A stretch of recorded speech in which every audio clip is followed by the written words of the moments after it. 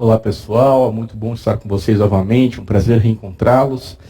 E hoje nós vamos conversar a respeito de um assunto um pouco diferente daquele que normalmente nós estamos acostumados a conversar. Estamos acostumados a nos encontrar para falar a respeito de obstetrícia, seja ela normal, seja ela patológica. Hoje nós vamos conversar a respeito de medicina do trabalho. E eu começo explicando a vocês o porquê de eu estar falando com vocês a respeito de medicina do trabalho, assim como terei a oportunidade de, ao longo do ano, conversar com vocês a respeito de outros assuntos relacionados à legislação e à epidemiologia, à medicina preventiva. Eu exerço no meu dia a dia não apenas a função de médico obstetra, seja na universidade, seja em consultório privado, mas eu também faço as funções de médico pesquisador, sou orientador de pós-graduação na universidade e, portanto, tenho uma ligação muito grande com a epidemiologia, com os estudos científicos, com a produção científica e a orientação à graduação e pós-graduação, por isso que justifica a minha presença nas aulas de epidemiologia, de medicina preventiva. E quando nós falamos de medicina do trabalho e outros temas relacionados à legislação, como vocês já devem saber, acho que já comentamos em outras oportunidades, eu sou quintanista, estou me formando aí em 6 meses na Faculdade de Direito da USP, e esse é um outro tema que muito me agrada. Então a legislação, o direito, são temas que são do meu interesse, na verdade são do meu dia a dia. Eu trabalho com direito, sou perito médico e, portanto, irei conversar com vocês a respeito desses temas relacionados à legislação, por exemplo, a respeito de medicina do trabalho, tá bom? Então, o nosso tema de hoje é justamente medicina do trabalho, que fala a respeito da saúde do trabalhador, Então, a saúde do trabalhador é composta por um conjunto de ações, que nós vamos chamar de PPRR, que o que significa é a promoção, a proteção, a recuperação e a reabilitação do trabalhador. Então, quando falamos em saúde do trabalhador, esses 4 objetivos, esses 4 fundamentos norteiam a medicina do trabalho, buscando a saúde do trabalhador. Então, a promoção da saúde, a proteção da saúde do trabalhador, a recuperação quando de alguma maneira essa saúde foi lesada e a reabilitação, aquele trabalhador que foi afastado, aquele trabalhador que muitas vezes não está mais capacitado ao trabalho. Medidas que visam a reabilitação desse trabalhador, muitas vezes colocando novamente no mercado de trabalho, muitas vezes colocando para uma vida normal, mesmo que não mais apta à função que normalmente ou que anteriormente ele desempenhava. Então, essas condições dos trabalhadores submetidos aos riscos e aos agravos advindo das condições específicas do trabalho. Então nós vamos conversar hoje, vou mostrar a vocês que existem algumas situações específicas relacionadas ao ambiente do trabalho que podem levar a algum tipo de agravo, a algum tipo de comprometimento da saúde do trabalhador. Nós costumamos classificar os riscos de exposição ao trabalho em 5 categorias. Essas categorias são bastante importantes, vira e mexe aparecem nas provas de residência. Então, são 5 tipos diferentes de risco aos quais podem estar expostos os trabalhadores. Quais são essas categorias? Primeiramente, os riscos químicos. Então, os riscos químicos, eles estão relacionados à exposição a substâncias tóxicas através de gases, fumos, névoas, poeiras, contato térmico ou ingestão destas substâncias químicas. Então, são riscos relacionados à exposição a estas substâncias tóxicas, que podem ser as suas diversas condições que elas aparecem no meio ambiente. Gases, podem ser poeiras, que é o sólido, gases, que é o ar, o gasoso, e muitas vezes até substâncias líquidas que você pode estar em contato e a partir daí levar a uma lesão, levar a um risco ocupacional. Os riscos físicos, então, são os ruídos, as vibrações, o calor, o frio, ao excesso ou a ausência de luminosidade adequadas, a ventilação, a umidade, pressões anormais, radiação e qualquer outra situação física que possa, de alguma maneira, comprometer a saúde do trabalhador.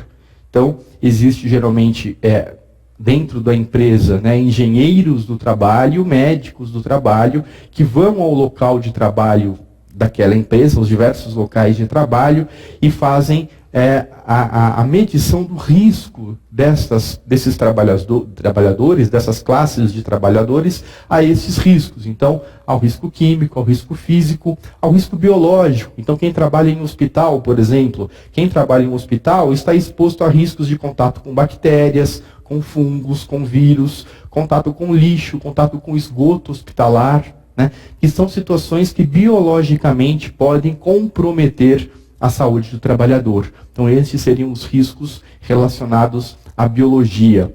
Os riscos ergonômicos e psicossociais, que estão cada vez mais em moda, cada vez mais sendo falados, né, e na tentativa de se proteger o trabalhador com relação a esses riscos psicossociais e ergonômicos. Então, derivados da divisão do trabalho, a pressão da chefia por produtividade ou disciplina, a jornada de trabalho, o ritmo, se as pausas são respeitadas, se o trabalho é diurno ou se o trabalho é noturno, a organização dos espaços físicos, os esforços físicos muito intensos, o levantamento manual de peso, a postura e as posições inadequadas e a repetitividade dos movimentos. Vejam, essa primeira parte que eu disse a vocês, essa parte mais psicossocial, de divisão do trabalho, de pressão da chefia, de jornada de trabalho, existem leis, não é? Leis, existe a CLT, que é o principal conjunto de leis trabalhistas, não é? Que tentam proteger o trabalhador com relação a isso. Então, tem a insalubridade do trabalho, você tem o respeito pela jornada de trabalho, os intervalos dentro dessa jornada que devem ser respeitados, o intervalo para o café, né, o intervalo de descanso, que nós chamamos, o intervalo para a refeição, o intervalo de almoço, o intervalo para uma refeição, aquele intervalo de 1 hora, a partir de quando você tem uma jornada de 6 horas. Ou seja, existem mecanismos legais, não é, que tentam, de alguma maneira, diminuir a exposição a esses riscos psicossociais, né? E cada vez mais, como eu estava dizendo a vocês, tem-se uma busca, né, de diminuir esses riscos relacionados a essa vida moderna, né? Então, quando nós falamos, por exemplo, de pressão da chefia por produtividade, jornada de trabalho, ritmo de trabalho, respeito às pausas, trabalho noturno, né? Estamos falando frequentemente das grandes cidades, dos grandes centros urbanos, que muitas vezes acabam levando a pessoa a um ritmo de trabalho extremamente estafante, extremamente prejudicial à sua saúde. São riscos psicossociais, são riscos ergonômicos. Então, essas lesões, né, que antigamente chamávamos de lesão de esforço repetitivo, quando você tinha um levantamento manual de peso, quando você tinha movimentos, né, que você se repetia aqueles movimentos. Então, quem usava datilografia, digitação hoje em dia, né, hoje nós mudamos essa denominação, não falamos mais em lesão de esforços repetitivos, falamos em DORT, né, doenças articulares relacionadas ao trabalho, mas são riscos que o trabalhador pode estar exposto e que, portanto, tem que haver a preocupação do ponto de vista do empregador. E ainda os riscos mecânicos e de acidentes. Então, um arranjo físico inadequado, falta de proteção em máquinas que sejam perigosas, ferramentas defeituosas, possibilidades de incêndios e explosão, presença de animais peçonhentos. Então, são riscos relacionados ao ambiente de trabalho, muitas vezes, e dos acidentes que podem acontecer nesse ambiente de trabalho, né? Então, todo o aparato de proteção, existe norma reguladora a respeito disso, que obriga o empregador a fornecer, né, esses equipamentos de proteção ao trabalhador, para que você possa justamente diminuir os riscos relacionados aos acidentes, aos riscos mecânicos que podem estar expostos os trabalhadores. A medicina do trabalho tem como objetivo desenvolver ações que promovam a melhoria dos processos e dos ambientes de trabalho e a redução das doenças e acidentes de trabalho. Então, hoje já existe dentro da medicina uma área específica, não é, que é a medicina do trabalho, que se preocupa justamente com estas ações, né, ações preventivas especialmente, né, de cuidados preventivos, podemos dizer até de profilaxia, né, para que você tente, uma vez conhecendo os riscos relacionados à ocupação, os riscos relacionados à exposição a alguns fatores, essa medicina do trabalho possa atuar, tentando diminuir a possibilidade da ocorrência do dano. Tá? Então, para vocês terem uma ideia, em 2009, ocorreu cerca de uma morte a cada 3 horas e meia, né? Então, era um óbito aí de quase 2.500 trabalhadores, né? 2.500 trabalhadores em um ano, o que é bastante, motivada pelo risco decorrente dos fatores ambientais do trabalho. Então, mortes relacionadas diretamente a esses fatores ambientais do trabalho, né? E, tão preocupante quanto isso, houve ainda cerca de 83 acidentes e doenças do trabalho a cada 1 hora na jornada diária. Então, num total de 730 mil, mais 720 mil acidentes e doenças de trabalho relacionadas no ano de 2009. Então, é um universo muito grande, né? É um universo muito importante, muito preocupante para a atuação do médico do trabalho, da medicina do trabalho. Um acidente de trabalho, ele ocorre ou pelo exercício do trabalho dos segurados, provocando lesão corporal ou perturbações funcionais que causem a morte, a perda ou a redução permanente ou temporária da capacidade para o trabalho, mesmo que este ocorra fora do ambiente de trabalho, né?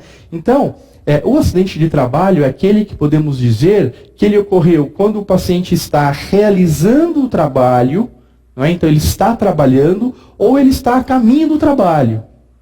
Hoje nós consideramos que não apenas aquele acidente que acontece no ambiente de trabalho, mas os acidentes de percurso também são considerados acidentes de trabalho. A lei ela expandiu esse entendimento, né, esta segurança, ele ofereceu ao trabalhador essa garantia com relação ao acidente de trabalho, que está relacionada não apenas à questão do ambiente em que ele está inserido trabalhando, mas também à locomoção, como é que ele chega, o caminho, o percurso até o seu ambiente de trabalho. E esse exercício do trabalho, ele vai provocar uma lesão corporal, né, uma lesão detectável, que pode ser em órgão, pode ser em função, né, que cause a morte ou a perda dessa função. Essa perda pode ser permanente ou pode ser temporária. E quem vai avaliar se a perda é permanente ou se é temporária, se vai incapacitar permanentemente o trabalhador ou se é uma incapacidade temporária, é geralmente o perito, né, que frequentemente é um perito do trabalho. É um médico com uma formação pericial que vai fazer a avaliação, né, frente aos órgãos responsáveis do judiciário, para a Seguridade Social, para outros órgãos da responsabilidade governamental, dizendo se realmente aquela lesão, aquele dano funcional, corporal, foi causado pelo ambiente de trabalho, pelas atividades, ocupações do trabalho, e além disso, se esse dano, se essa deformidade, se essa incapacidade, se ela é permanente ou se ela é temporária. Tá? Então, esse seria o acidente de trabalho. Ele pode acontecer, então, são várias classificações. Nós temos o acidente típico, né, um acidente de trabalho considerado típico, que é em decorrência das características da atividade profissional por ele desempenhada. Né? Então, vamos dar um exemplo aqui. O trabalhador, ele utiliza uma máquina, um maquinário, né? Ele é a pessoa que utiliza no dia a dia aquela máquina, e por um acidente, por um descuido dele, esse descuido, muitas vezes aqui você vai acabar avaliando se é por excesso de carga horária, se ele estava com todo o que ele deveria estar com relação à proteção individual, equipamento de proteção individual, se foi eventualmente uma falha decorrente de um descuido do trabalhador, não importa, isso vem depois dessa avaliação, mas por alguma razão ele acaba se cortando, ele acaba tendo um dano, sei lá, esmaga o dedo, corta o dedo, decepa o dedo, né? Estou sendo aqui, na verdade, exagerando no exemplo para que vocês entendam. Esse é um acidente típico, né? Acidente de trabalho, que é em decorrência das características da atividade profissional por ele desempenhada. né? Ele tem uma lesão causada por uma máquina, por um maquinário, né? E essa lesão é caracterizada por acidente típico de trabalho, tá? Pode ser ainda, como eu estava dizendo a vocês, um acidente de trajeto ou de percurso. Também é considerado um tipo de acidente de trabalho, né? Você vai dizer, mas isso não é um acidente de trabalho, ele estava dentro do ônibus e no ônibus ele sofreu uma lesão qualquer, ele caiu do ônibus, ele foi atropelado no caminho ao trabalho, isso não é um acidente de trabalho. Podemos dizer que isso seja talvez uma ficção jurídica, né? Quer dizer, o direito ele vem no sentido de proteger o trabalhador, de ampliar a proteção que é oferecida para o trabalhador. Se ele está no percurso, se ele saiu da sua casa, está se encaminhando para o trabalho, mesmo que não tenha chegado ao ambiente de trabalho, ele esteja no caminho, caso ocorra algum tipo de acidente nesse trajeto ou nesse percurso, nós vamos considerar como sendo um acidente de trabalho, tá? Podemos ainda ter as doenças do trabalho, que são aquelas desencadeadas em função de condições especiais em que o trabalho é realizado e com ele se relacione diretamente.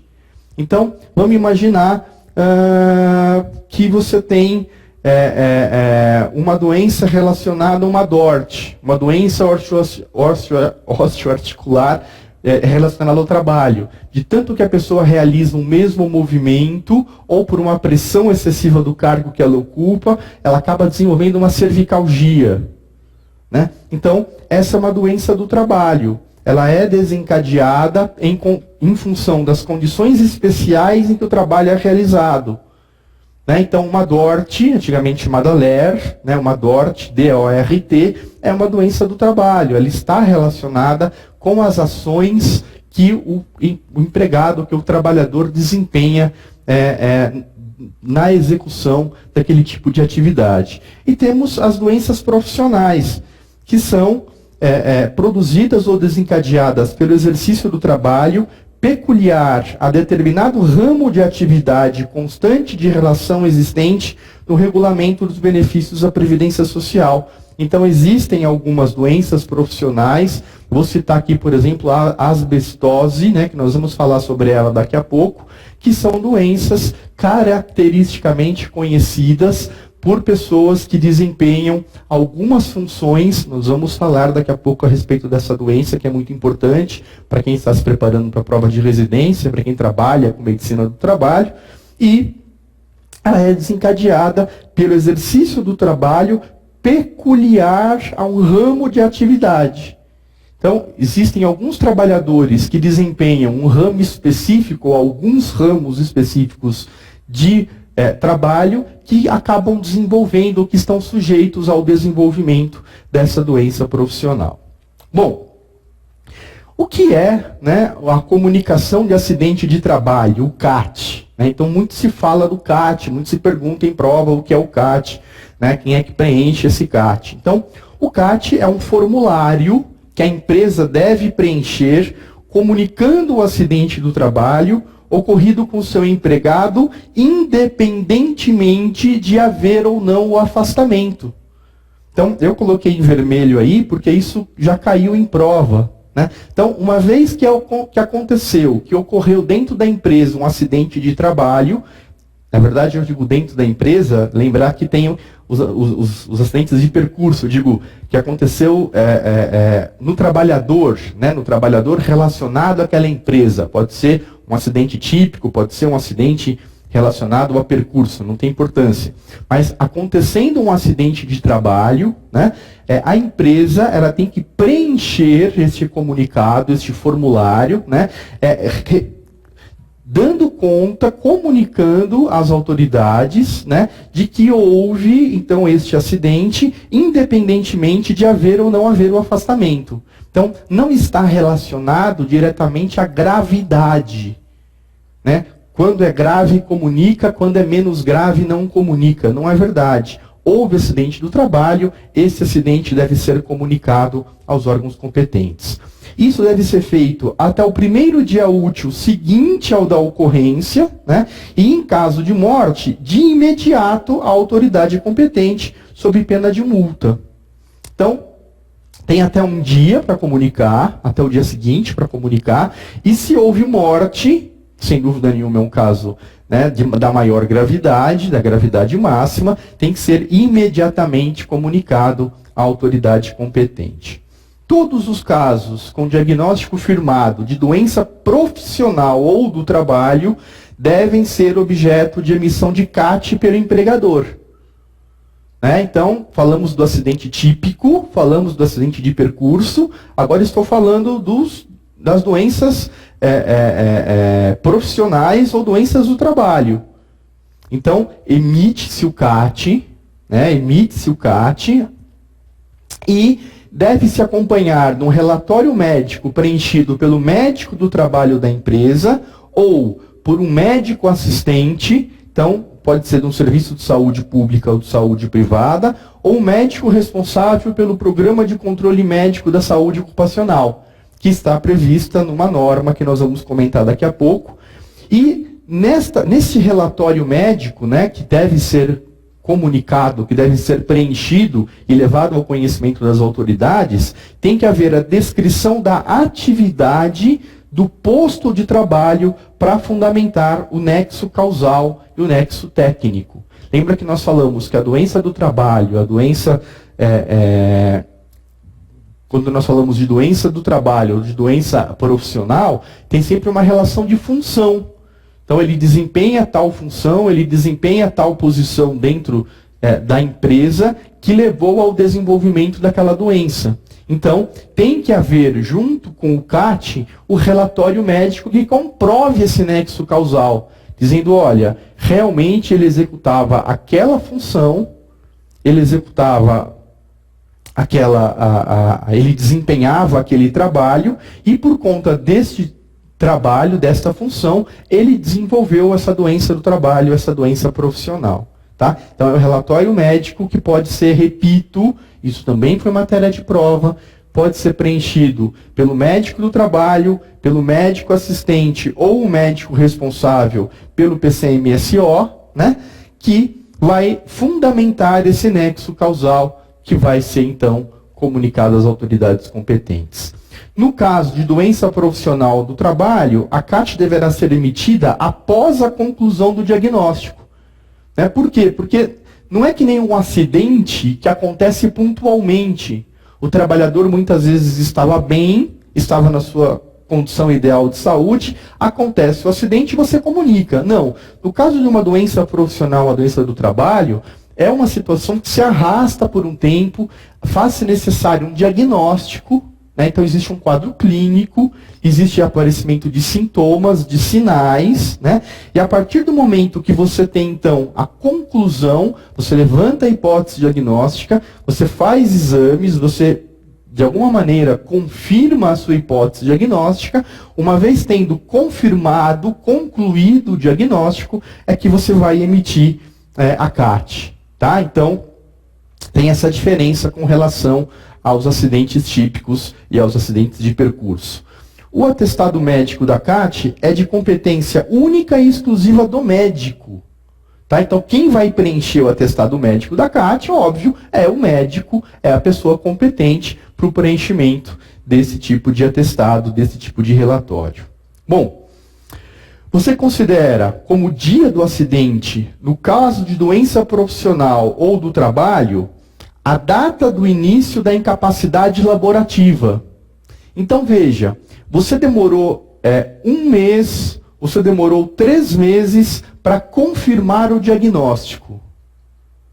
Tá? Quando é que você vai considerar o dia do acidente? É o dia que você confirma o diagnóstico? Não, o dia que começaram a aparecer os sintomas. O dia que começou efetivamente a ter a incapacidade para o trabalho. Incapacidade que pode ser, repito, permanente ou temporária. Esse dia vai ser considerado o dia do acidente, o dia do início, da incapacidade laborativa. Tá? Se não for uma incapacidade para o trabalho, você vai levar o dia da segregação compulsória. Tá? Ou ainda, o dia que for realizado o diagnóstico, se você não tem determinado quando que isso começou. Então você não sabe a partir de que momento começaram a aparecer os sintomas, não está bem determinado a partir de que momento você tem a instalação do quadro que leva à incapacidade. Então você pode levar em consideração o momento do diagnóstico e vai ser aquilo que ocorrer primeiro.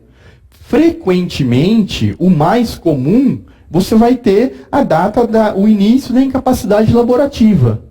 Então, o funcionário, ele começa a apresentar queixas, ele começa a apresentar sinais e sintomas que presumem um diagnóstico, né? A partir daí, ele começa a ser investigado, tá certo? E essa investigação leva a uma confirmação diagnóstica.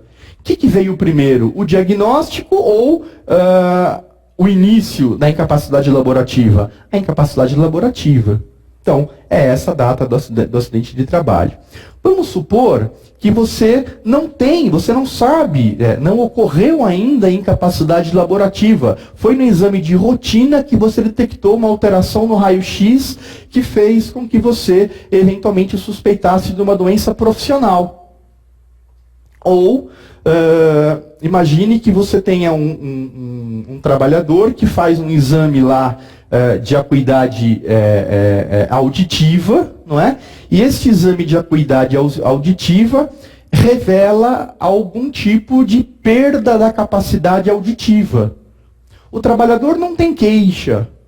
O trabalhador, ele não tinha levado ao médico, ele não tinha levado ao responsável alguma queixa de perda de acuidade auditiva.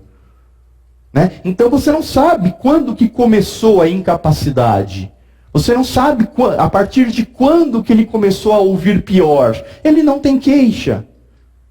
Então, neste caso, o diagnóstico foi feito antes da queixa. O diagnóstico foi feito, esse diagnóstico de perda de acuidade auditiva, foi feito, digamos, num achado de exame de rotina. Ah, mas existem exames de rotina para isso? Existem. Vamos falar sobre isso. Né? Trabalhadores que são expostos a alguns tipos de riscos ocupacionais, então vamos dar exemplo. O trabalhador que trabalha no pátio das aeronaves num grande aeroporto. Então imagina aqui em São Paulo, você tem lá o aeroporto de Congonhas, o aeroporto de Guarulhos, e você tem aquelas pessoas, aqueles trabalhadores que ficam no pátio das aeronaves. Eles têm lá os aparelhos de proteção individual, o equipamento de proteção individual, os fones, os protetores auriculares, mas a despeito dessa proteção, eles podem desenvolver algum grau de hipoacusia, de déficit, de deficiência na sua audição. Né? Eles, por sabidamente estarem submetidos no dia a dia a risco físico de ruído aumentado, de tempos em tempos, estes trabalhadores são submetidos a testes de acuidade auditiva.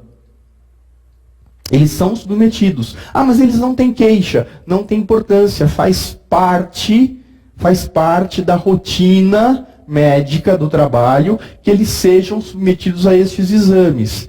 E aí, se eu chego a um diagnóstico, né, mesmo sem queixa, quando é que eu considero o dia do acidente? O dia do diagnóstico. O dia do diagnóstico. Tá? Então, para explicar para vocês como que eu considero o dia do acidente no preenchimento do CAT. E eu tenho aqui, para vocês terem uma ideia, um fluxograma. Então veja, eu tenho um funcionário com queixa. Né? Então vamos dar o zoom aqui que vocês acompanham comigo que fica melhor. Ó. Funcionário com queixa. Você tem a avaliação do departamento médico. E essa avaliação do departamento médico leva a um diagnóstico. Se esse diagnóstico é uma doença não ocupacional, então não está relacionado com a ocupação, não está relacionado com o trabalho que ele desempenha, então ele vai ser encaminhado para um acompanhamento médico. Se o afastamento decorrente desta doença não ocupacional for acima de 15 dias, você comunica ao INSS. e faça uma avaliação pericial no INSS. O médico do trabalho do INSS faz uma avaliação pericial e ele vai avaliar. Se houver uma existência, se houver uma incapacidade, né, se realmente for detectada uma incapacidade, vai encaminhar o trabalhador para o auxílio-doença. Tá? Então, o INSS vai, de alguma maneira, levar ao seu acompanhamento. Deixa eu dar aqui um exemplo para vocês. O trabalhador, ele tem uma queixa qualquer e ele desenvolve, nesse período em que ele está com essa queixa, ele faz o diagnóstico e foi diagnosticado que ele tem uma pneumonia. Né? Então é um quadro de pneumonia. Você vai relacionar aquela pneumonia aos riscos que ele está exposto. Existe alguma relação com uma doença ocupacional? Não, não existe. Ele não trabalha num ambiente em que você tenha riscos biológicos, ele não trabalha num ambiente onde existam riscos físicos que possam levar a algum tipo de doença pulmonar, alguma pneumonia. Então você acaba concluindo que é uma doença não ocupacional, que é uma pneumonia, né, uma doença não ocupacional. O médico ele vai determinar se o afastamento do trabalhador por conta da pneumonia deve ser inferior ou superior a 15 dias. Se for inferior a 15 dias, quem vai pagar a conta, entre aspas, quem vai se comprometer com isso, vai ser o empregador. O empregador que vai se comprometer a pagar aqueles dias de afastamento. Se for, digamos que uma pneumonia é um quadro mais grave, né? Pneumonia geralmente não se afasta mais que 15 dias. Mas supondo que seja uma situação em que ele precise ficar mais do que 15 dias afastado. Isso é comunicado ao INSS, faz uma avaliação pericial e, se realmente essa pneumonia levar a algum grau de incapacidade, mesmo que seja uma incapacidade temporária, né, por 3 semanas, por 20 dias, por 1 mês, tá certo? Ele vai ser encaminhado para o auxílio-doença e quem vai se comprometer com o pagamento é a Seguridade Social, é o INSS, tá?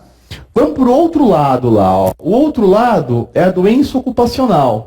Então acompanhem comigo. Ele tinha essa queixa, foi feito o diagnóstico, e o diagnóstico é de uma doença ocupacional. Tá? Ele faz um acompanhamento médico para avaliar se realmente trata-se de uma doença ocupacional, para confirmação desse diagnóstico. Se é feita a confirmação de se tratar de uma doença ocupacional, você vai emitir o CAT e vai encaminhar para o INSS. E no INSS vai haver a avaliação pericial para que se possa ter, de acordo com a necessidade, o afastamento, de acordo com a necessidade, o ressarcimento do dano, de acordo com aquilo que for encontrado. E por último, nessa fileira central, nós temos o diagnóstico de um acidente de trabalho. Então, um acidente de trabalho, você tem a emissão do CAT. O afastamento vai ser de acordo com o acidente. Se for um afastamento menor que 15 dias, você comunica ao INSS, você preenche o CAT, você comunica ao órgão competente, você comunica ao INSS, registra no prontuário o acidente e a emissão do CAT. Então, isso é legalmente registrado. Tá? Por outro lado, se esse afastamento é maior que 15 dias, né, é maior, é um período mais longo que 15 dias, esse trabalhador vai ser submetido a uma avaliação pericial no INSS, tá? Então ele é submetido a uma avaliação pelo perito médico e após a liberação pericial, ou seja, com a avaliação pericial, você vai ter o registro do prontuário deste tipo de acidente de trabalho que levou a um afastamento maior que 15 dias. Tá? Então, esta é a dinâmica, né? A partir de um funcionário com queixa, lembrar que você tem o comunicado ao INSS em algumas situações, apenas quando o afastamento é maior do que 15 dias, no caso de uma doença não ocupacional, sempre quando você tem uma doença ocupacional e sempre quando você tem um acidente de trabalho. Sempre quando você tem um acidente do trabalho.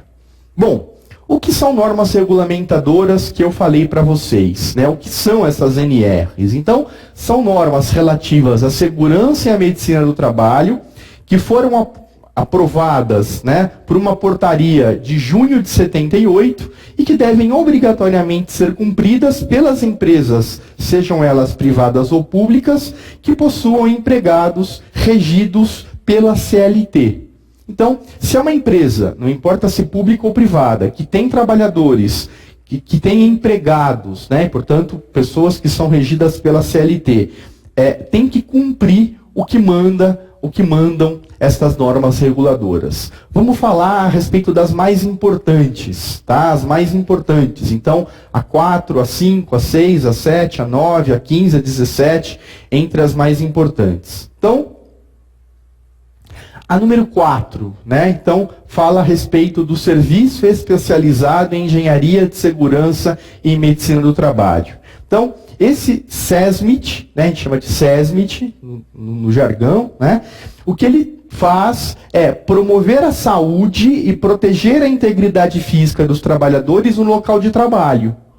Então, é um órgão que toda empresa deve ter, né, e cabe a esse órgão promover, cuidar da saúde e da integridade física dos trabalhadores. Então são pessoas, né, são profissionais, médicos, engenheiros, são profissionais que são contratados, que fazem parte desse serviço especializado e que eles têm como função organizar o espaço, organizar o ambiente para oferecer segurança a estes trabalhadores, tá? Então, o dimensionamento, o tamanho, né, a proporção desse SESMIT depende do grau de risco e do número de empregados que a empresa possui. É óbvio, esse órgão vai ser maior ou menor em número de pessoas, em importância, em atuação, de acordo com o tamanho da empresa, de acordo com o tamanho e o número de funcionários.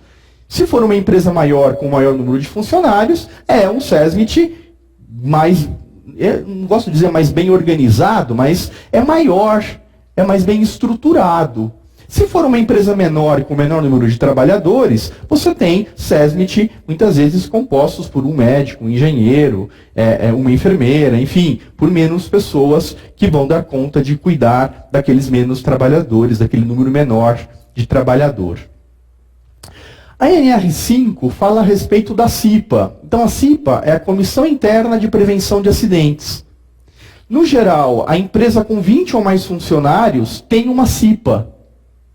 Tá? Tem essa Comissão Interna de Prevenção de Acidentes. São pessoas, frequentemente, que são eleitas, né? Tem uma eleição, tá certo? E essas pessoas, uma vez eleitas pelos seus pares, elas acabam se organizando na forma dessa comissão, né?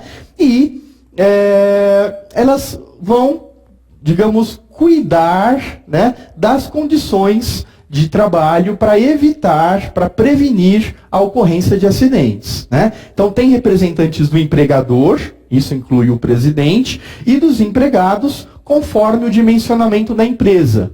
Então, não é um sindicato de trabalhador, não é um sindicato de empregador. É, na verdade, um grupo misto de pessoas, né, que montam uma comissão com a intenção comum, com o objetivo comum de cuidar da segurança do trabalhador. Existem reuniões ordinárias mensais, né? Organizam as CIPATs, geralmente são as Semanas Internas de Prevenção ao Acidente de Trabalho, né? CIPAT, Semana de Prevenção de Acidente de Trabalho, os simpósios internos, as Semanas Internas de Prevenção de Acidente de Trabalho, e as campanhas de prevenção de AIDS, entre outros agravos à saúde do trabalhador. A CIPA vai elaborar um mapa de risco, né? E a CIPA vai ter uma ligação com o Serviço Especializado de Engenharia e Medicina do Trabalho, com o SESMIT, né? Porque vão agir de acordo com a presença do SESMIT e de outros órgãos relacionados à segurança do trabalho, vão compor uma comissão, vão compor um grupo de pessoas relacionadas a prevenção, né, quer dizer, profilaxia, o termo não é profilaxia, é a prevenção de acidentes do trabalho. Então, pode ser o SESMIT, pode ser o Programa de Controle de Médico de Saúde Ocupacional, Programa de Prevenção de Riscos Ambientais, que são diferentes órgãos, sempre compostos visando a conseguir cuidar, prevenir os acidentes de trabalho. Qual que é a função da CIPA numa empresa e quem participa? Então, a Comissão Interna de Prevenção de Acidentes tem como objetivo a prevenção dos acidentes, como o próprio nome diz, né? E as doenças decorrentes do trabalho, de modo a tornar compatível o trabalho com a preservação da vida e a preservação, a promoção da saúde do trabalhador. Então, é aquela ideia de prevenção, de cuidado para que não aconteça o acidente, tá? Todos os empregados, independentemente de filiação sindical, podem concorrer às eleições da CIPA. Por isso que eu digo, não é um órgão sindical. Não tem nada a ver com sindicato. Tá? Você tem uma comissão, onde você tem os trabalhadores eleitos por uma eleição, pelos seus pares, né? Eles se candidatam, eles são votados, e esses trabalhadores, então, fazem parte, uma vez eleitos, da CIPA. Né, desta comissão interna da prevenção de acidentes. Não importa se essas pessoas sejam ou não sindicalizadas. Não é necessário que elas sejam sindicalizadas. Com relação aos EPIs, né, aos equipamentos de proteção individual, a empresa é obrigada a fornecer os EPIs? Sim, sim. A empresa é obrigada a fornecer gratuitamente este equipamento de proteção individual aos seus empregados. Esses equipamentos têm que estar em perfeito estado de conservação e funcionamento, sempre que as medidas de ordem geral não ofereçam completa proteção contra os riscos de acidentes e danos à saúde. Então, os fones de ouvido aos trabalhadores do pátio das aeronaves, eles têm que comprar aqueles fones, esses fones podem ser descontados do salário do trabalhador? De maneira nenhuma. Né? Não existe um isolamento acústico, né? Trabalham a céu aberto, então não há possibilidade de isolamento acústico. Então, as medidas de ordem geral não oferecem completa proteção contra os agravos, não é? Portanto, é obrigação do trabalhador fornecer o equipamento de proteção individual, no exemplo que eu dei, o protetor auricular, tá? Além disso, a empresa, além de fornecer, ela é obrigada a treinar o empregado a utilizar corretamente o equipamento, tornar obrigatório o seu uso, tá? Então não é simplesmente dizer, eu forneci o equipamento. Não, você forneceu o equipamento tem que ser gratuito, você tem que ensinar o trabalhador a usar o equipamento, tem que cobrar dele. Então, olha, você não está usando o equipamento, você tem até mecanismos de coercitivos de você cobrar, né? Dizer, olha, você tem que usar os equipamentos de proteção individual. Então, outro exemplo, na construção civil, os capacetes. Aqueles capacetes que são usados em construção civil. É um equipamento de proteção individual. É obrigatório que a empresa forneça ao trabalhador, né? E além disso, quando o mesmo estiver danificado, tem que substituir. Tem que dar ao trabalhador um novo equipamento que esteja em perfeitas condições de proteção, tá? Então, o equipamento só poderá ser utilizado quando possuir o certificado de aprovação expedido pelo Ministério do Trabalho. Então, isso é óbvio, né? Tem que ser um equipamento que tenha sido testado, aprovado e liberado para uso. Né? Você não vai comprar lá qualquer tipo de proteção, tem um calçado especial, um calçado de borracha, uma bota de borracha que deve ser utilizado para desempenhar determinada atividade. Pode dizer assim, eu vou te dar um par de botas, tem que durar 1 ano. Veja, se durou menos tempo, a empresa não pode descontar do trabalhador, ela tem que dar outra. Mas a bota era sem vergonha, não funcionava bem, não era de boa qualidade. Não pode. Tem que ser uma bota, tem que ser um equipamento que seja aprovado né, reconhecidamente pelo Ministério do Trabalho. Tudo bem? Então, esses são os EPIs. E o que são os EPCs, né, os equipamentos de proteção coletiva? Então, como o próprio nome sugere, eles dizem respeito ao coletivo. Então, devem proteger todos os trabalhadores expostos a determinado risco. Então, como exemplo, pode citar o enclausuramento acústico de fontes de ruído, a ventilação dos locais de trabalho, a proteção de partes móveis de máquinas, a sinalização de segurança, ou seja, são equipamentos que você instala no seu ambiente de trabalho e que tem uma proteção coletiva. Então você trabalha dentro de uma mina de extração lá de um minério, tá certo? E você não tem condições adequadas de ventilação. O que você faz? Você vai dar um abanador para cada trabalhador? Olha, isso aqui é o seu equipamento de proteção individual, um abanador. Não, você vai instalar um mecanismo de ventilação que seja compatível com a necessidade do local. Isso é um EPC, é um equipamento de proteção coletiva.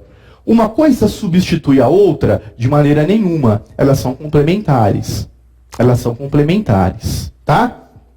NR7, que é o Programa de Controle Médico de Saúde Ocupacional. Então, a NR7 determina a obrigatoriedade da elaboração e implementação por parte de todos os empregadores deste Programa de Controle Médico e de Saúde Ocupacional, com o objetivo de promover e preservar a saúde do conjunto dos seus trabalhadores. Vejam vocês que são diversas medidas, diversos órgãos que foram criados com o passar do tempo, visando sempre a fornecer para o trabalhador as condições de trabalho com o menor risco possível à ocorrência de acidentes, tá?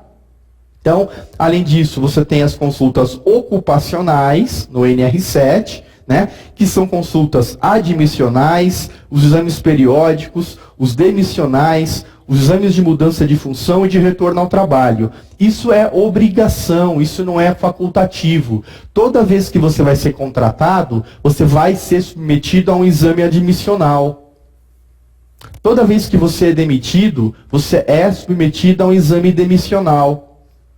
Como eu dei o exemplo a vocês, os funcionários lá, né, que trabalham sobre grandes ruídos, eles fazem exames periódicos. Não só eles, outros trabalhadores fazem, mas eu dei o exemplo aqui para vocês dos trabalhadores dos pátios das aeronaves.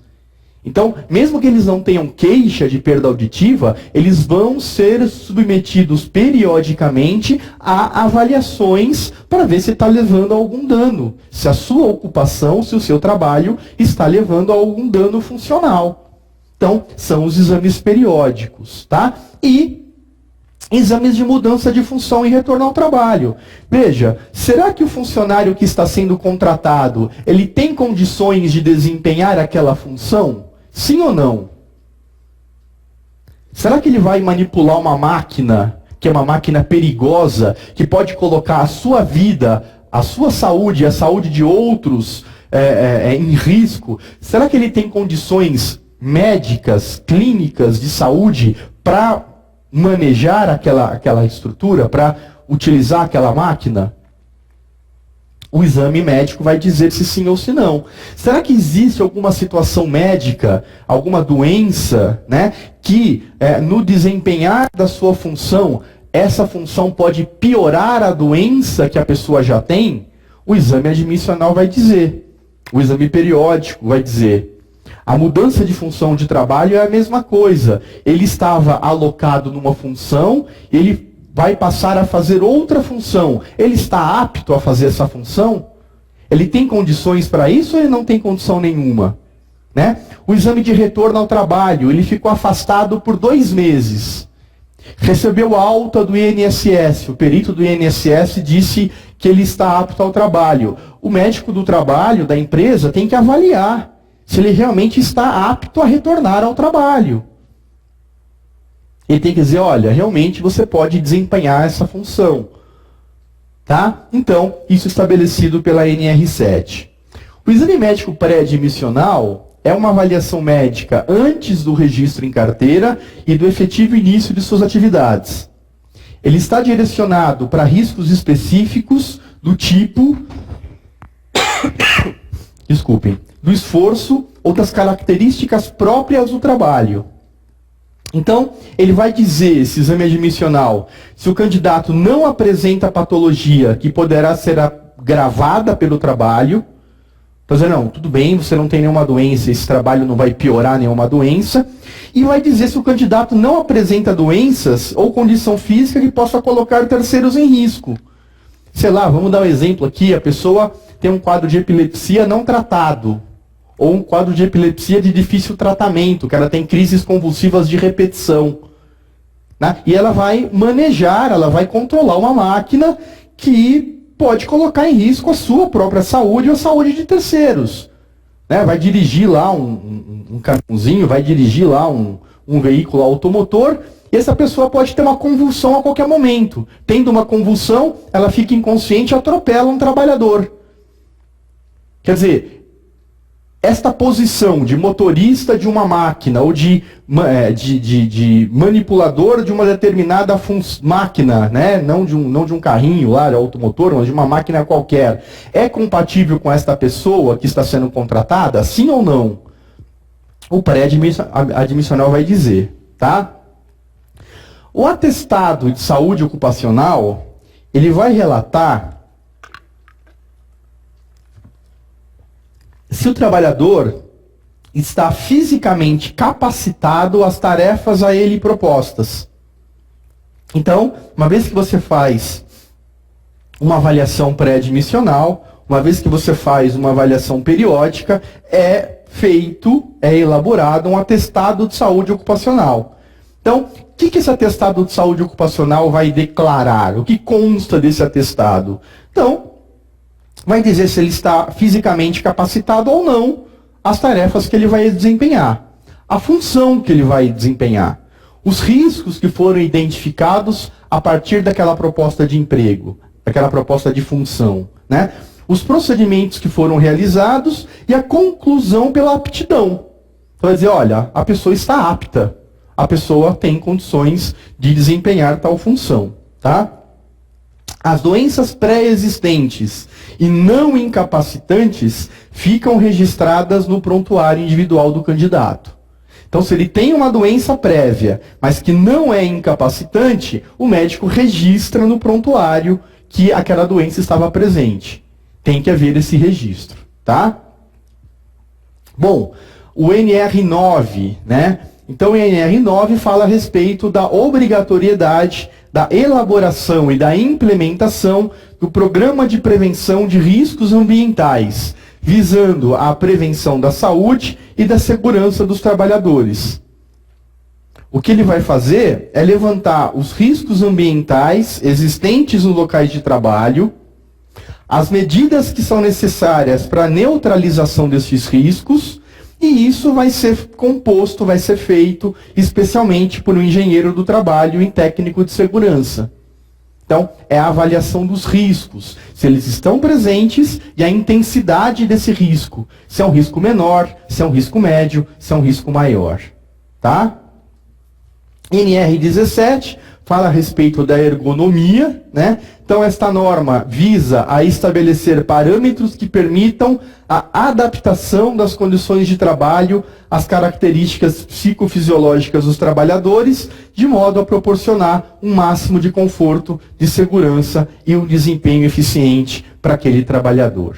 Tá? Então, você vai tentar estabelecer qual é a melhor função, né, a melhor condição de trabalho, de acordo com o que aquela função exige, de acordo com a aptidão, a condição do trabalhador.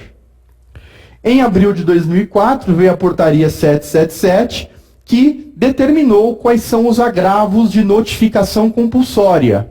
Então, quais são esses agravos que eu tenho que notificar?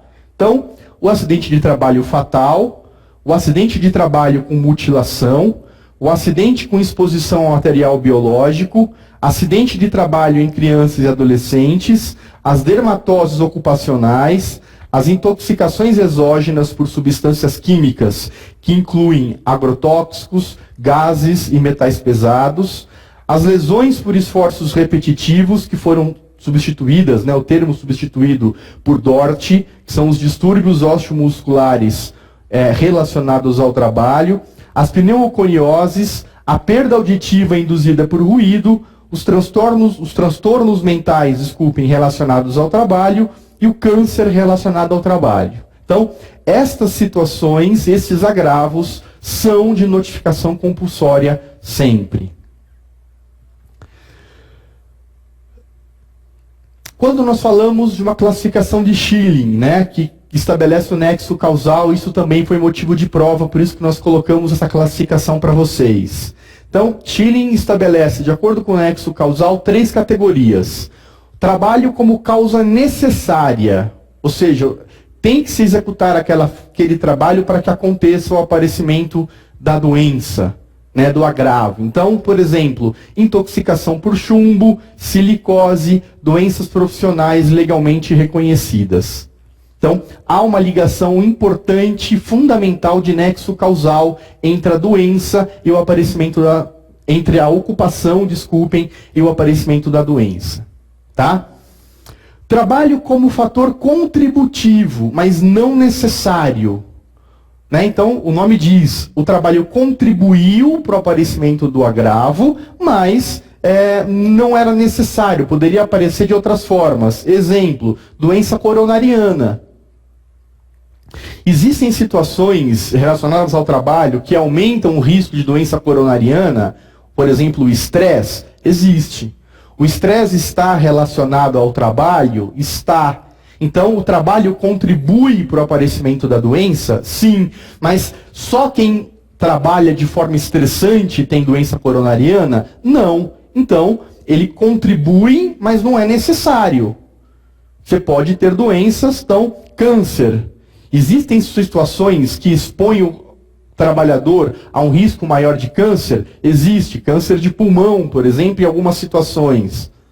Exposição a algum tipo de agente carcinogênio, né, o asbesto, por exemplo. Né? Então, você tem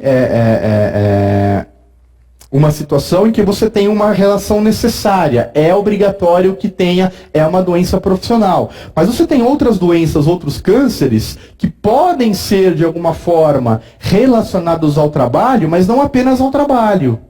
Portanto, é uma doença, quando o nexo causal é chamado de fator contributivo, mas não necessário. Tá? Varizes de membros inferiores. A mulher fica em pé o dia todo. Trabalha em pé por 8 horas. Aquilo contribui para o aparecimento de varizes? Contribui, mas existe uma relação de obrigatoriedade? Só quem trabalha em pé vai ter varizes? Não. Outras causas podem estar relacionadas. Então, é um nexo relativo. Tá? E o trabalho como provocador de distúrbio latente ou agravador de doença já estabelecida. Então, uma bronquite crônica, uma dermatite de contato, uma asma, uma doença mental. Ou seja, o paciente, o trabalhador, ele já tem um distúrbio latente. Ele já tem uma predisposição à asma, ele já tem uma hiperreatividade, uma atividade brônquica exacerbada. Ou a doença já está estabelecida, ele já tem uma asma leve. E por conta do trabalho que ele desempenha, da função que ele desempenha, isto exacerba, isso aumenta, isso piora. É considerado uma classe 3, uma categoria 3. Tudo bem? Bom, as doenças pulmonares ocupacionais, então as chamadas pneumoconioses, que são muito importantes no estudo da medicina do trabalho. Então, as pneumoconioses ou as doenças pulmonares ocupacionais são decorrentes de uma deposição de partículas sólidas no parênquima pulmonar, levando a um quadro de fibrose, ou seja, um endurecimento do tecido pulmonar. Tá? Então, o que são pneumoconioses? São doenças pulmonares ocupacionais. Tá? Exemplos, você podem ter as fibrinogênicas, que é por deposição de sílica, de asbesto, de carvão ou de poeira mista. E você tem as não fibrinogênicas, geralmente relacionadas especialmente à exposição a metais. Então, ferro, estanho, bário ou a rocha fosfática. Tá? E aí é uma situação de patologia. Você olha o anátomo patológico e você vai ver se a doença tem uma característica de fibrinogênese ou não fibrinogênese.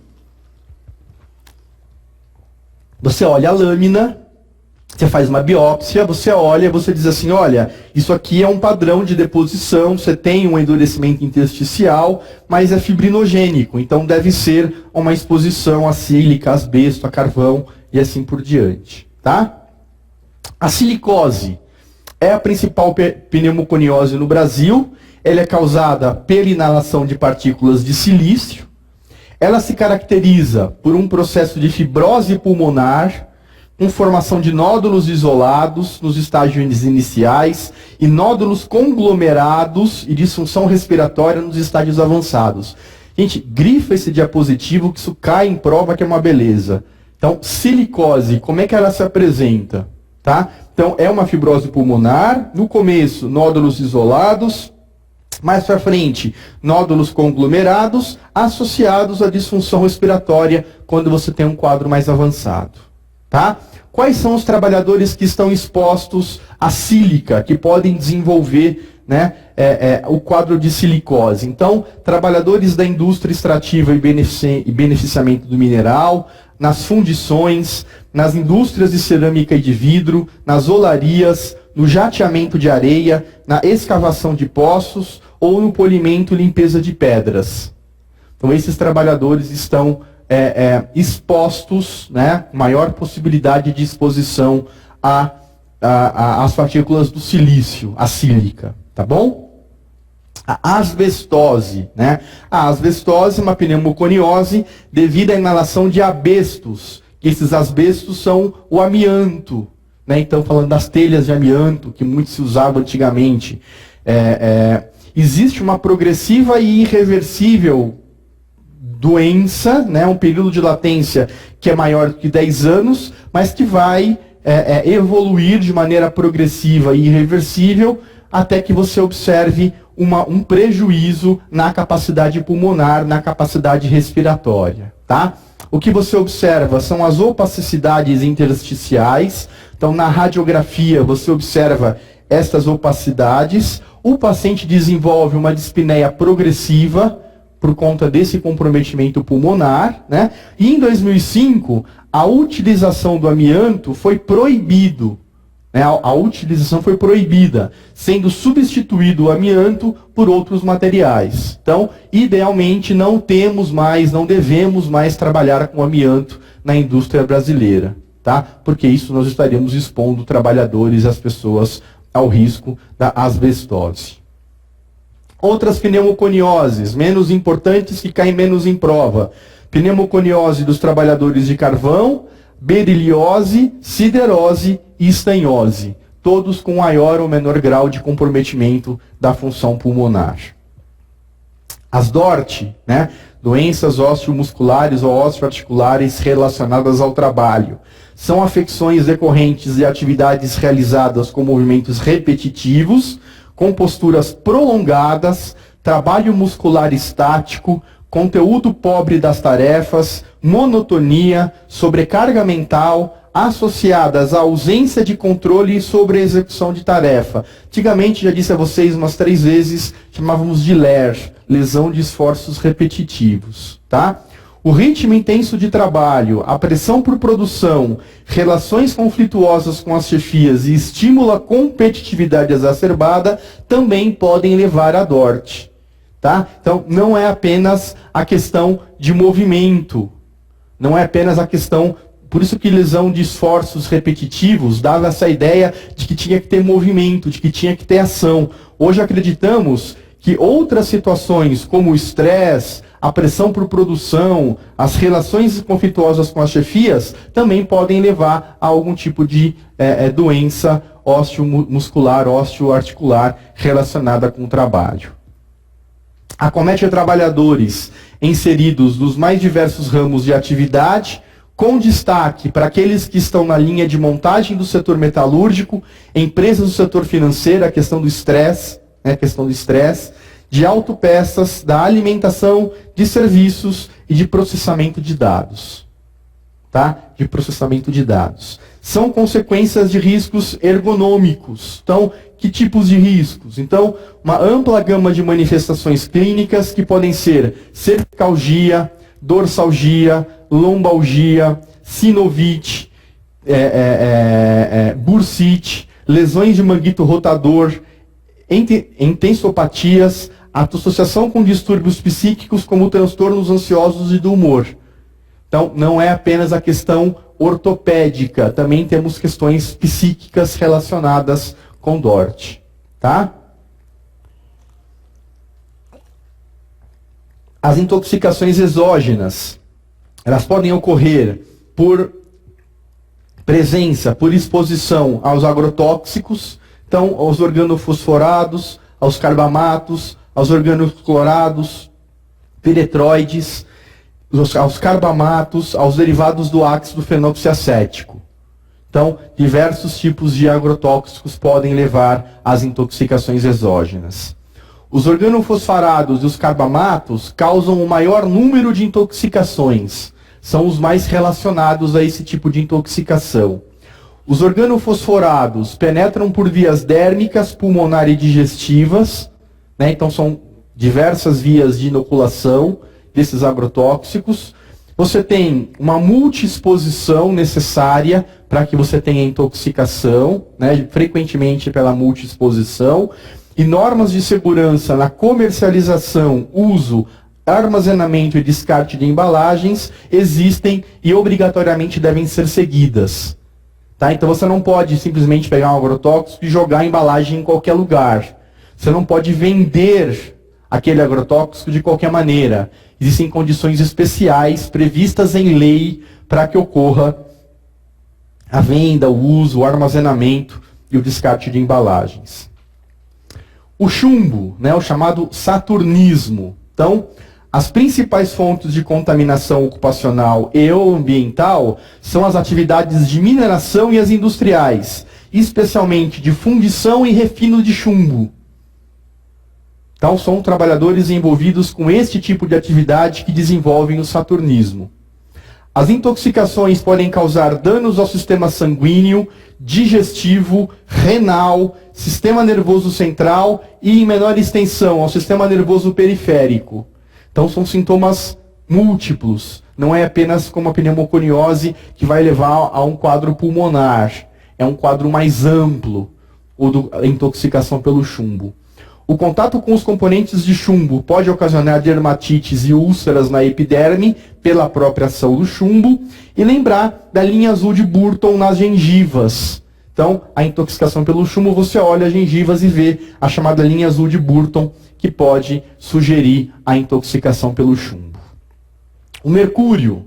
Então, os trabalhadores expostos são os ligados à extração e fabricação do mineral, como aqueles implicados na fabricação de tintas, de barômetros, de manômetros, de termômetros ou de lâmpadas, que são objetos, né, que envolvem a participação do mercúrio, né? Trabalhadores de garimpo, então se usa o mercúrio no garimpo, então eles estão expostos a esse tipo de intoxicação. É um quadro na recuperação do mercúrio por destilação de resíduos industriais. Então, outro grupo ocupacional bastante envolvido com intoxicação do mercúrio.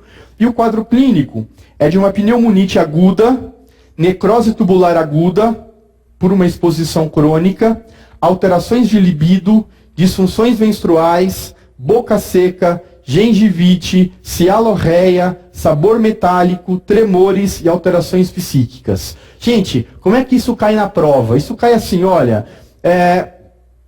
um trabalhador ligado à extração, um trabalhador ligado à fabricação de tintas, vai ao médico se queixando de um quadro de alteração de libido, disfunção menstrual, boca seca e gengivite. A principal hipótese diagnóstica e daí eles te dão lá as várias possibilidades. Você tem que reconhecer, né, que trabalhadores relacionados a este tipo de atividade com estes sintomas seriam aqueles de intoxicação pelo mercúrio. Tá? É assim que aparece nas provas de residência. Os solventes orgânicos, então, hexano e benzina. Né?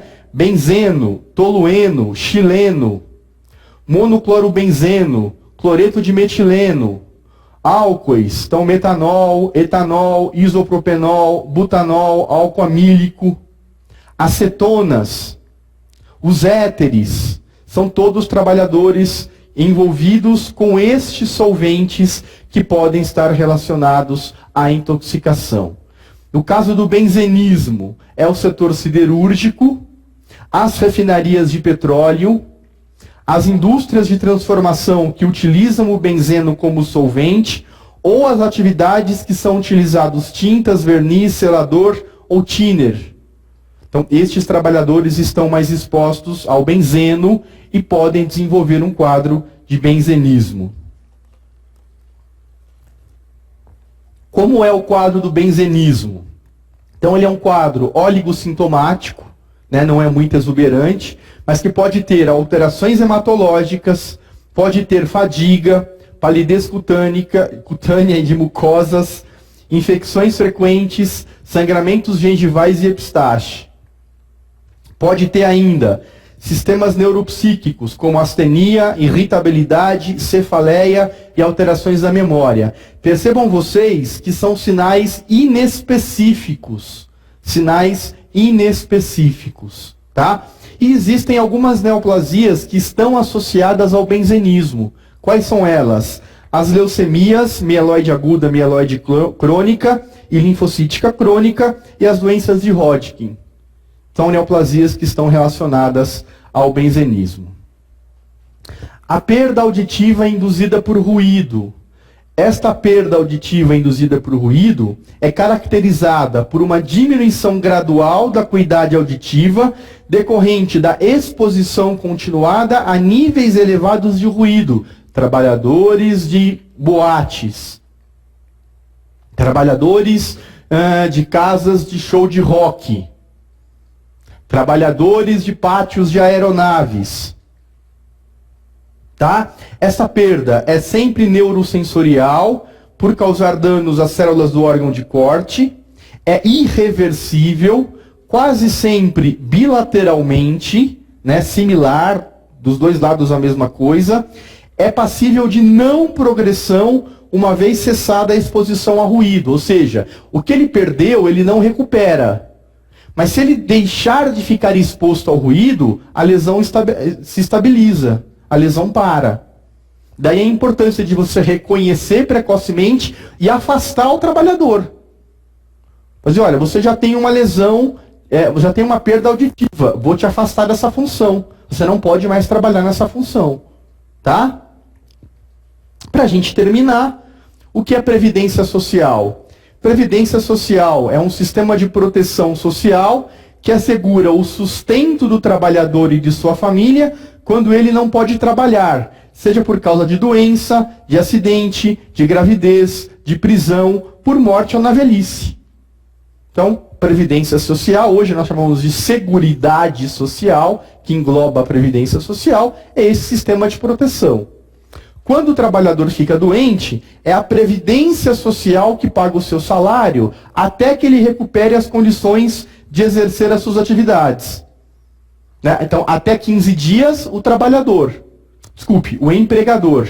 Depois de 15 dias, é o serviço a Previdência Social, o sistema de Seguridade Social. Tá?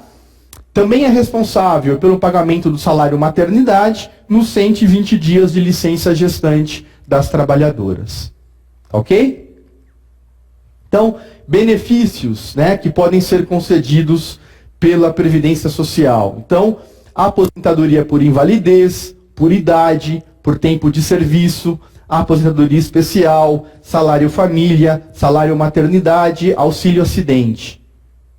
Com relação ao dependente, pensão por morte e auxílio reclusão.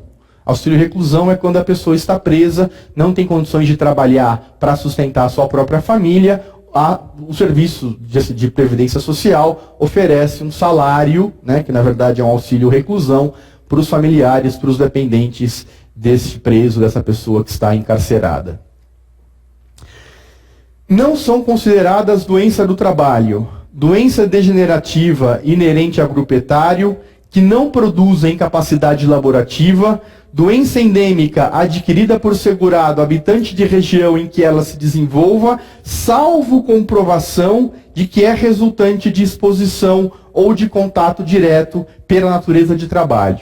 Tá? Então, se é, por exemplo, uma doença endêmica e que você tem um aumento de risco porque o trabalhador está exposto diretamente àquele risco, daí você pode considerar doença do trabalho. Do contrário, não será considerada doença do trabalho. Auxílio-doença e a aposentadoria por invalidez. Então, existem doenças que garantem o benefício desde que contraídas após a entrada no regime de previdência.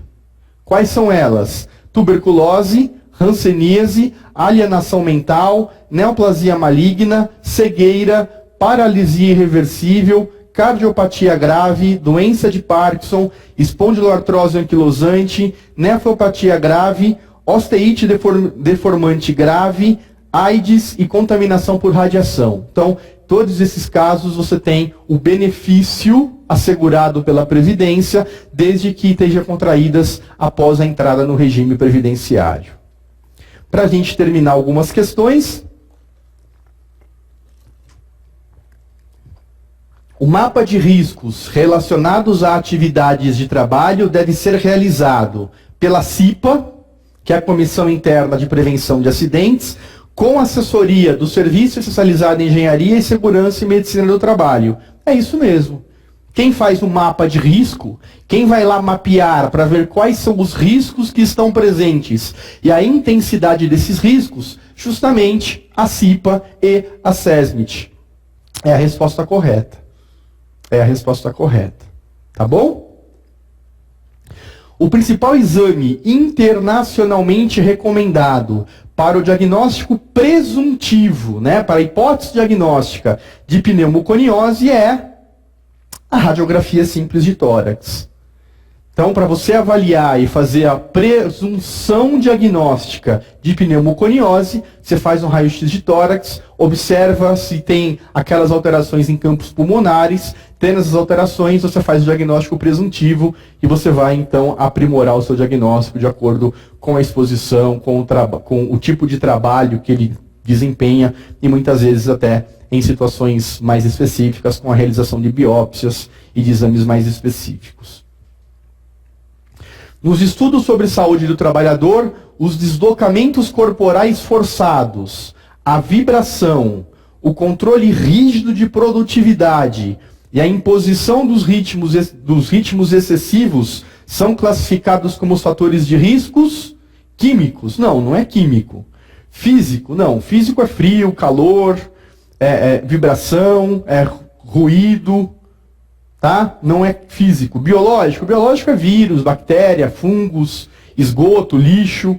Mecânico também não. Então, são fatores ergonômicos relacionados aos riscos da saúde do trabalhador. Tá bom? A última questão é a síndrome do burnout. Então, a chamada síndrome do burnout foi definida para caracterizar perda significativa da possibilidade do estabelecimento de uma relação médico-paciente minimamente funcional. Não, na verdade isso é consequência do burnout, mas não é o burnout, não é a definição dele. É uma consequência, pode ser uma consequência do burnout. Os sintomas experimentados pelos pacientes como resposta ao estresse cirúrgico de grande magnitude. Não, o burnout não está relacionado com o paciente. Situação decorrente de estresse emocional crônico provocadas no paciente, não, é no médico, por uma relação médico-paciente traumatizante. Não, o burnout é nos profissionais de saúde, não nos pacientes, tá? Situação limite da equipe multiprofissional em função do comportamento disruptivo de seus integrantes. Não. E, finalmente, os sintomas vivenciados pelos profissionais de saúde como resposta ao estresse emocional crônico e intermitente. É isso mesmo, alternativa correta, alternativa E. Isto é a síndrome do burnout. São aqueles trabalhadores da saúde que cronicamente são expostos ao estresse, não é? E como resposta a esse estresse, desenvolve uma série de sinais e sintomas, e isso vai, de alguma maneira, comprometer o desempenho de suas funções, por exemplo, essa capacidade de estabelecimento de uma relação médico-paciente de forma adequada. Tá bom? Pessoal, é uma aula que eu julgo não tão suave, não tão light, não tão tranquila como uma aula de obstetrícia, não é? Uma aula um pouco mais árdua, porque nós não trabalhamos no dia a dia da faculdade com medicina do trabalho, né? Você tem estágios na sua faculdade de obstetrícia, você tem estágios de ginecologia, você atende pacientes no pronto-socorro da clínica, você atende pacientes no pronto-socorro da cirurgia, mas você não atende pacientes no ambulatório de medicina do trabalho, né? São poucos os serviços médicos que eu conheço, se é que eu conheço algum, que tem lá um ambulatório onde o estudante de medicina atenda efetivamente pacientes com doenças de trabalho. Então, acaba sendo um assunto menos comum para você na sua formação médica. Por isso que é um assunto mais árduo, tá? Mas apesar de ser mais árduo, ele não é menos importante para a prova de residência. É um assunto que sim cai na prova, que sim é importante e que eu espero ter podido auxiliá-lo na compreensão desses assuntos. O que não ficou claro, o que ficou na dúvida, você, por favor, mande para a gente na área restrita. Eu terei o maior prazer em responder a vocês a respeito de assuntos relacionados à medicina do trabalho. Tá bom? A todos vocês, pela sua companhia, pela sua paciência, o meu agradecimento, o meu grande abraço e até a próxima.